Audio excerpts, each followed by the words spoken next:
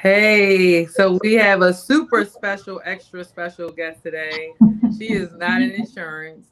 So once a month or so, once every other month, we're going to have people, women on here that are not in the insurance industry, and just because they are bosses in their own right, I just want to, expose more women bosses. So I want to welcome Amie Leadingham. Welcome, Amie. Thank you for having me. To Women in Business Wednesdays, Amie. So super excited to talk to you. I'm sure there's a lot of people, women and men, that can use what you offer. Amie is a dating coach, right? So, Yes. Amie, how long have you been helping people with their love life? So you're like Will Smith, like Hitch. Yes. I'm a female Will Smith. That's exactly it.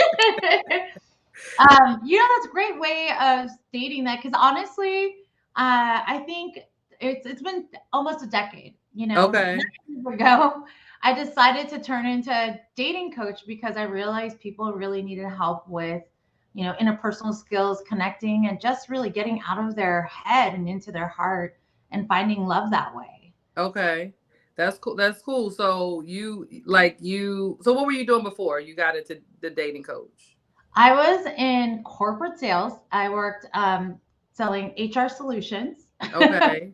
And so what was interesting is that was like going into a company, looking at their HR systems and problem solving, like figuring out like, hey, this is maybe this tool may help you, maybe this tool. So the skill sets were already ingrained in me. I just transferred it into dating. Okay. Yeah, and I actually went and got trained and certified and all that jazz too, so that I Okay. could help people. Yeah. Wow. So that's cool. Like are there a lot of dating coaches or Yeah, I think there are a lot. I think after, especially during the pandemic, a lot of people transitioned and really did their life passions. yeah. So you'll find a lot of people, on YouTube, blogging, all sorts of people. I think it's so wonderful that there are people out there wanting to help other people. And there's plenty of people that want different support. So I'm glad that they exist. So you found basically a market that was in need based on your own situation, right? Based on Yes. where you were when you decided to be a dating coach, right? Yes. So what would you say, or who would you say makes the like an ideal client for you?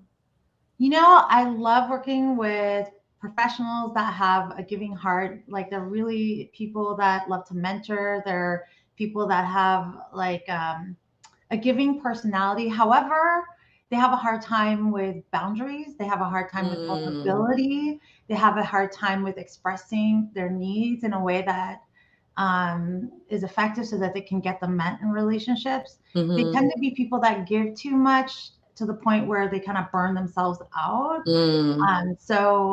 Those are my favorite clients to work with, and helping them just create those strong boundaries and really date themselves first, Mm. know themselves, and then from that point on, they're very clear about how to communicate that in a relationship. Got you. Okay, so I wonder, do you keep track of like how many people have you helped like find love? Do you know that number? It's in the hundreds for sure. Yes. Wow.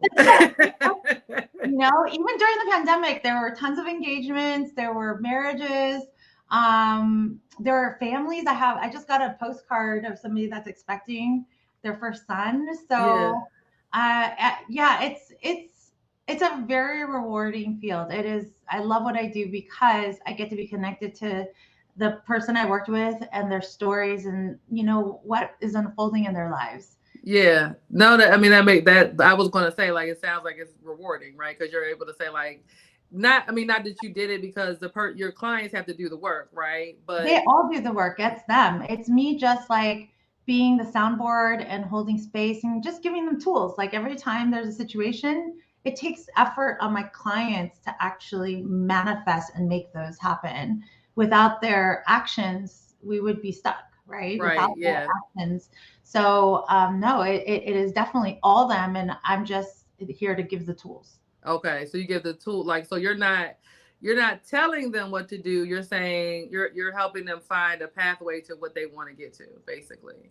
Yeah, and own their truths. Because I think a lot of dynamics when I work with singles, a lot of singles, including myself, blamed myself for being single. Mm, Like maybe I remember I was like, I'm too dysfunctional, or I came from like just so much chaotic family, so I can't find a person. And it was true. What I believed is the law of attraction. I was bringing into my own life too. So I was mm. dating people that would create chaos and lack boundaries because I believe that to be true.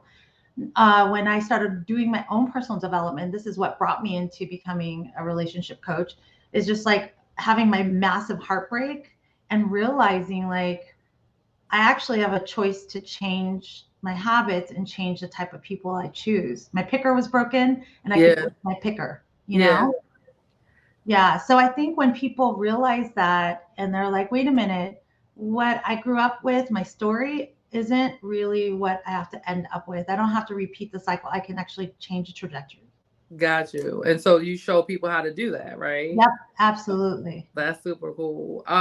You said you helped like like hundreds. Like that's really freaking cool. Like, um, that you know what I'm saying? Like, cause that's I think that's what everyone. Well, not everyone, but we were all taught. I saw something on YouTube where we've been programmed to look for happily ever after. Right? It's in the storybooks. It's what I'm saying. We've heard that scenario for our entire lives, like, oh, they live happily ever after, and but then when you're in real life, like, it's hard to find happily ever after for most people. And it's because, from what I think I understand, it's because of your learning and how you grew up, and these patterns that you've taken with you from childhood to adult life, that what I'm saying, and you don't even realize that you're doing it because this is all that you know, right? And Yep. so you sound like you help people, really understand themselves. What are some of the other byproducts of someone working with you, like as far as improvements in their life outside of just being like dating better and finding the love of their life? What do you think some other byproducts are? I think another byproduct is really finding your own voice and Mm, finding um, your genuine, authentic self, right? okay. I think a lot of us, we pick up like why we do certain things in our life. It's because we've picked up an idea of what society says, media, maybe cultural influences, or even just our family influences, right? And Mm-hmm. then you shed all of those off of you, all those opinions off of you, and then you're like, just naked, and you're like, what do I want to put on? What Yeah. do I choose to bring on and wear for the rest of my life? And it changes the way you're more intentional rather than reactive when it Yeah. comes to your choices. Okay. So I think the byproduct is living an authentic and genuine life and living your true life vision where you feel like you're in flow. Wow. Okay. Yeah. So you really are you like a therapist? I would say I'm a therapist. I would say that, and I'm not gonna lie, I think coaching and therapy, they toe really close to each other, right? But Mm-hmm. I have clients that work with me and a therapist. Okay. Yeah, and I think the difference is therapy. I don't have the skills to work with somebody that has massive trauma where they need to heal and they need to go in and like, really work through those emotions. And that's like a therapist, like to help them go through and just like get comfortable with even looking inside and healing those parts. And then I'm the part where once you've healed those parts, you're like, okay, now I know why I do the things I do. What can I do to change them? What are my tools and Mm. skills that I need to develop so that I can move forward, right? Yeah. Instead of just like sitting there, okay, I know what's going on with me, I know my patterns, and then not do anything, right? Yeah. So that's where the coach really can change a trajectory. Yeah. That's super cool. Like, and I think, to some people, like a coach, right? We hear about, coaches in sports, right? But and some, in business, but I think a lot of people haven't really heard of like a dating coach, right? I'm True. like, I remember how many eye rolls I got. I'm like, I went to my job. I'm like, I'm going to leave, and they're like, "What company are you going to?" I'm like, I'm going to be a dating coach. Everyone's like, "What?" right, what is that? That was a rough year, though. I'm not gonna lie. Just like having to have the confidence to keep saying that and having Yeah. people, But then when you know when something's right for you. Yeah. And so so I do want to touch on that, like talk about, because you transition from, it sounds like, from a job, right, to being an Yeah. entrepreneur, like a woman in their own business, right? So how was that scary? Like, what was that like? That was really scary. I mean, I went from total stability, making a really great paycheck, having like trips and Yeah.